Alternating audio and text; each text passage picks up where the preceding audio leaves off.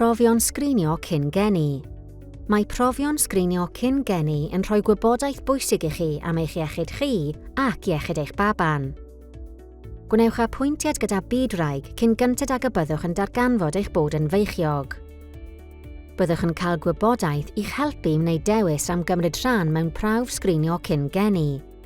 Bydd y fydwraig yn siarad â chi am y gwahanol brofion y gallwch eu cael ac yn ateb eich cwestiynau fel rhan o'ch gofal cyn enedigol arferol.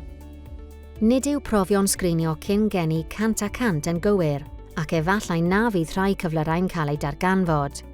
Efallai y cewch gynnig profion neu driniaeth bellach ar ôl i chi gael eich prawf sgrinio cyn geni.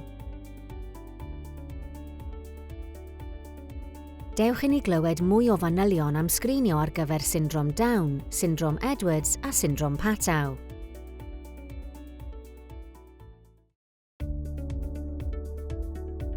Mae Nia yn disgwyl babi.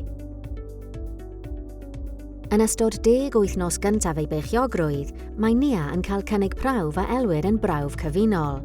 Mae hwn yn sgrinio ar gyfer syndrom Down, syndrom Edwards a syndrom Patau. Eich dewis chi yw sgrinio. Gall Nia benderfynu pa brofion sy'n iawn iddi hi os o gwbl.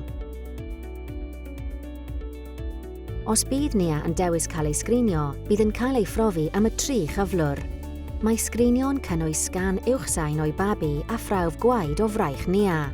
Gellir gwneud hwn rhwng 11 ac 14 wythnos o feichiogrwydd.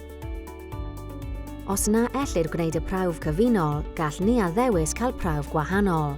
Gelwir hyn yn brawf 4 plyg ac mae'n brawf gwaed sy'n chwilio am syndrom Down yn unig. Cynhelid y prawf rhwng 15 ac 18 wythnos o feichiogrwydd. Bydd bydwraig yn esbonio canlyniadau Nia iddi. I gael rhagor o wybodaeth neu gymorth, siarad